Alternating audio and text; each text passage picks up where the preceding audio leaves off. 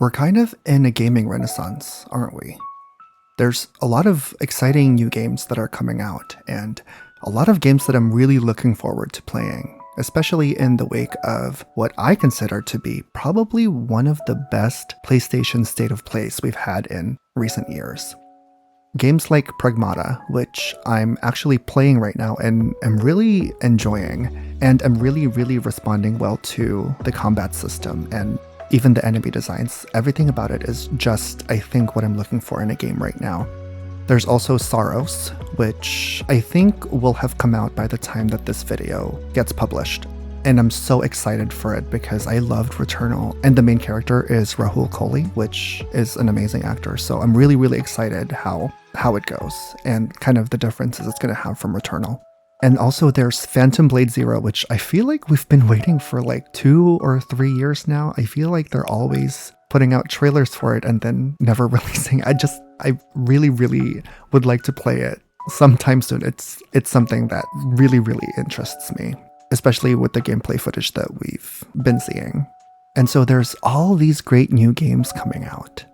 Kind of in conjunction with it, it becomes a thing where there's a lot of choice, right? Now we have more choices of video games.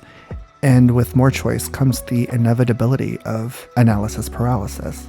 And it's a topic that I think is very common for a lot of gamers to experience, some more than others maybe, and also a very popular video topic, because I think there's just something about it that's so debilitating, right? Analysis paralysis is basically when you're faced with a lot of choices and your brain kind of short circuits in a way, and it makes it really hard to choose one thing from all of these different choices, as opposed to, say, if you were given a choice between 2 things. It's easier for your brain to make a choice between those 2 than if you were to be presented with 10 different items to choose from. Now there's more decision to be made and more calculations about what you could potentially lose by not choosing something over another thing. And so that's the general gist of it. And as a gamer, I think why this fascinates us the most is because it can be so debilitating and it feels really bad, because as gamers, what do we want to do? We want to play a game. We want to be able to enjoy the hobby and enjoy the experience. And it feels really bad when nothing hits. You know, you're trying all of these different games, maybe for half an hour, maybe an hour, and you're trying it and you're trying to get into it, but it's just not hitting. And then after the session, you just feel kind of disappointed and maybe a little guilty, because at that point, it feels like you just wasted your time. And time is limited already, especially when you're an adult with responsibilities, right? So it just compounds on top of each other until it becomes almost like a mountain that is really hard to scale. And you look at it and you're like, this mountain's too high. There's no way I can ever climb that. It's just too big of a responsibility. And so you end up doing nothing. And that's a really common feeling, at least from what I've seen, where you want to play something, but you don't know what to play. Or even you know you want to play something, but you can't bring yourself to maybe sit down and actually turn on a console. And something that I've learned while I've been thinking about this for the past few months is that there is not one cure for this. And this meaning could be apathy, could be analysis paralysis, could be just, would ennui be part of the conversation? Maybe. But I've learned that there is no one solution to this constellation of problems. And back then, I would just say something like, suck it up and just play something. But that doesn't work all the time. When it works, it's great. But when it doesn't work, it feels like you just wasted your time. And time is the one resource you can never get back. You can get back money, you can get back other physical material things, but time is so precious because it's something that once you spend it, you can never get it back. And I think that's where some people get stuck. But in saying that, even though there is no singular cure, I think there's still some things that we can do to set ourselves on a path that is conducive to possibly getting over that hump. Because I think that initial hump is the hardest thing to overcome. Whether that be physically sitting down and turning on the console or finding something that you actually want to play. Or it doesn't even have to be about gaming. It can be for a lot of different interests. Just starting, I think, when you're already in this, not a downward spiral, but kind of when everything starts getting a little bit too much and you feel stuck and you don't know what to do. I think that's the hardest part to overcome. But once you overcome that part, it sort of becomes an avalanche where you just start doing stuff again and you start enjoying stuff again. At least this is from my own personal experience. Your mileage may vary because everyone's in a different situation and different kinds of people. But this is something that I've noticed with myself. And I like to think of it as sort of a cycle rather than a straight line. In a perfect world, when something works, it should work forever. And you can consistently keep going back to the same solution because it will work. But that's not real life. It's never the case. There's never just one solution for something. And I think part of being human is trying to find different ways that make sense for our situation, for where we are in our current lives, especially as we grow up, because our tastes change all the time. In the middle of all of these constant changes, though, I think there are still core interests that will always be relevant no matter how old we get. For me, it's cartoons and games I grew up watching and playing. Shows like SpongeBob, which I still constantly reference to this day, and still holds up very well today, I think. And there's Billy and Mandy and Ed, Edd, and Eddy, which were my favorites growing up. And of course, my favorite games growing up, which were Pokemon and Yu-Gi-Oh! And Final Fantasy. Those were the big ones that I would play over and over again when I was younger. And it sounds really cheesy, but sometimes I really underestimate how much these games shaped who I am as a person growing up. But it brings me to the reason I started thinking about the topic for this video, which is using nostalgia to your advantage. Now, I completely understand and comprehend that too much nostalgia is a bad thing. I see content creators online all the time where their sole focus is reenacting situations from back in that time, whether it be the 90s or 2000s. And it's fun to watch those things. It's kind of silly because you can kind of relate. But it also becomes this thing where if you are stuck trying to relive the past, what does that mean about experiences that you'll have in the future as you're growing up? Like, what if you just get stuck in this nostalgic mindset and you end up not living in the present? Like they say, everything in moderation, right? So maybe the solution is not completely immersing yourself in your nostalgia, but maybe a little bit of nostalgia can go a long way. To contextualize this whole situation, as I said in my previous video, I've been in a gaming rut since the beginning of this year, where nothing I was playing was really sticking. And I know I've talked about it like 100 times at this point, but it's where my head is right now, and it's still something that I'm actively unpacking. And I have found games that I am genuinely enjoying. I've started playing Death Stranding, and I've had a lot of fun with it. And more recently, Pragmata, which I've been really, really loving. And I would play these games, and I'll be having fun in the moment. I'm having fun engaging with the mechanics. But I can't shake the feeling that something feels off. And it's not something that I can fully describe in words. It's literally just a feeling that is preventing me from being fully immersed in the game that I'm playing. For some reason, I'm still thinking about other things, in spite of me enjoying playing the game in the moment.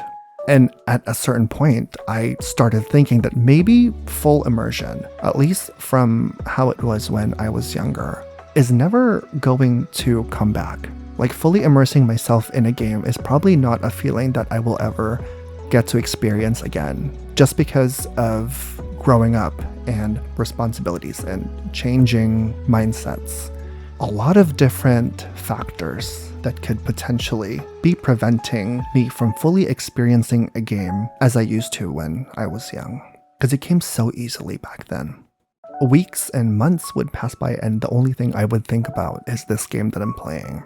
But now I'm lucky if I think about a game for more than 2 days at a time. And I was fully prepared to just accept this new reality just because there's nothing I can do about it, right? But life kind of works in mysterious ways, and something always finds you when you're not looking for it or when you least expect it. This happened to me when one day so to preface, I like watching videos when I'm doing any kind of chores. Mostly when I'm washing dishes, I like to have like a video playing while I'm washing dishes to keep me company. And so I was looking for a video before I started, and I saw this 4-hour compilation of Season 2 of Yu-Gi-Oh!, which is the Battle City arc, which is my favorite arc, an arc that I've watched so many times growing up. And I thought to myself, hey, why not it's going to be in the background. I don't have to be fully engaged in it, but it's something to keep me company while I'm doing these chores. And so I put it on, and before I realized it, I started really getting into it, because at first I was curious about how I would perceive the anime now as an adult and how that would be different from when I first saw it when I was younger. I wanted to see what kind of difference there was. And to my surprise, there wasn't a lot of difference. I still engaged with it and appreciated it just about the same amount as I did when I saw it for the first time, watching it Saturday morning with my brother. And then I got really into it, and all of a sudden, all I can think about was, I want to play Yu-Gi-Oh! I want to play Yu-Gi-Oh! I'm really responding well to watching the show, and it's really giving me the itch to play. And I have a lot of Yu-Gi-Oh! Games. I have Yu-Gi-Oh! Games from the Game Boy, the DS, 3DS, the Switch. And in the back of my mind, there's just this voice constantly telling me to play a Yu-Gi-Oh! Game. I'm already in the middle of playing 2 games. I'm in the middle of playing Death Stranding and Pragmata, and I love those games, but I couldn't shake the feeling that I feel like I have to play Yu-Gi-Oh! I don't know why. I couldn't tell you in a 5-page essay why I need to play this game, but I just need to play the Yu-Gi-Oh! Game. So I got out my copy of the early days collection of Yu-Gi-Oh! And first I started with Rechef of Destruction because I had never played the game before. And I knew it was a sequel for Sacred Cards, which I loved playing as a kid.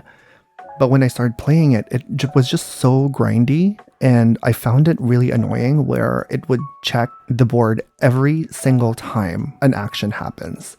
And I just knew that it was going to be taking up more time than I'm willing to give it. And so I made the decision to stop it before I even got to fight Rebecca in the very beginning. And so I was like, okay, I still want to play a Yu-Gi-Oh! Game. Rechef of Destruction is not it. What do I want to play? I was scrolling through, and then I was like, I've already played the Sacred Cards 5 million times before, but you know what? Let's just go with it. I'm already in the zone of the Rechef of Destruction gaming loop, which is very similar to Sacred Cards, but Sacred Cards is much faster. So I started playing Sacred Cards, and I couldn't put the Switch down. Whenever I had free time after dinner, after chores, I would pick up my Switch and just start playing, and somehow it felt like there was a shift in the paradigm, like something changed in the universe. Because hours and hours would pass by without me thinking about anything else. I was just focused on the game. That hadn't happened in so long. So I thought to myself, okay, let's just ride this out. I know I'm already in the middle of playing 2 other games, but I want to see where this takes me. And I ended up beating it in 2 days. Now, it's not a very long game per se, but I still considered it as an accomplishment. So having beaten that game, I started playing Link Evolution. Well, not really starting it, I'm just continuing because I stopped playing around when it started getting to the Link era because I have no idea. I kind of fell off after Synchros, basically. And it's been over a week now that I've been playing these games where I haven't been thinking about anything else that's happening around me, and I'm just focusing on the game. And that's what I was missing. That full immersion where time just slips past you without you even noticing it. And I haven't thought about any of the games I'm currently in the middle of playing. I wasn't feeling any guilt or disappointment. I was just enjoying the ride until it's over, however long that would take. And so I think my biggest revelation is that there's no one cure for when you don't want to play a game or don't know what to play. But there are places to start to sort of get the ball rolling, and they're not always going to work, but I think it's worth a try to see if it does end up working. And that is to watch or play or do something that you used to love doing when you were younger. And I think it's totally fine to replay a game. I think it has a lot of benefits, especially taking into account today's climate where everything is just so scary.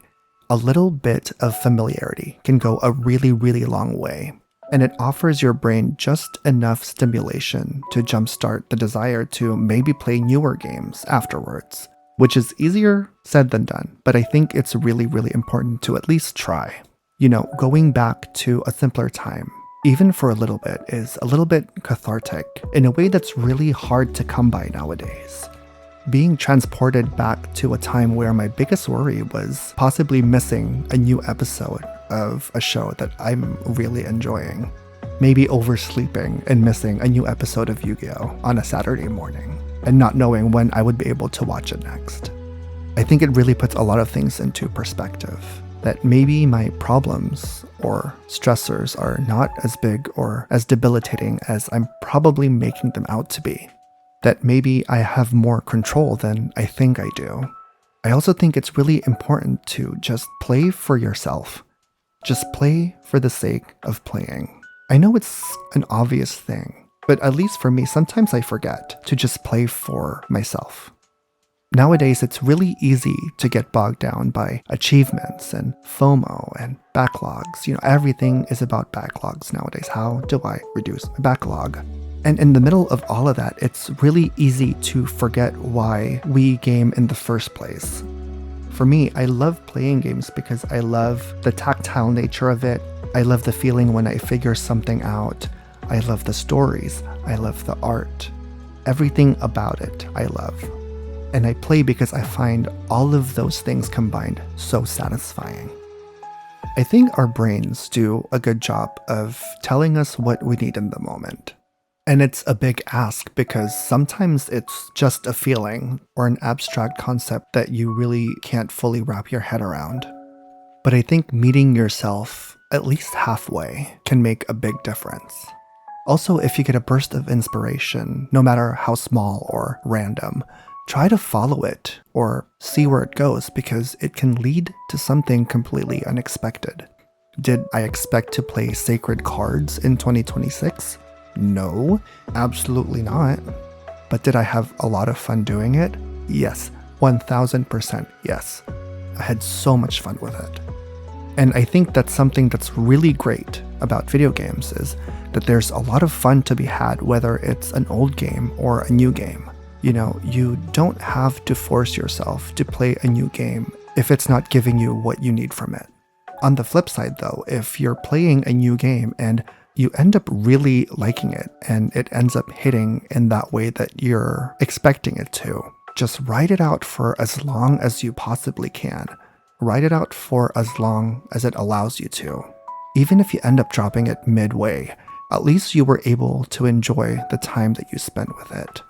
And for me, I'm a really big believer in that time you spent enjoying something is never time wasted.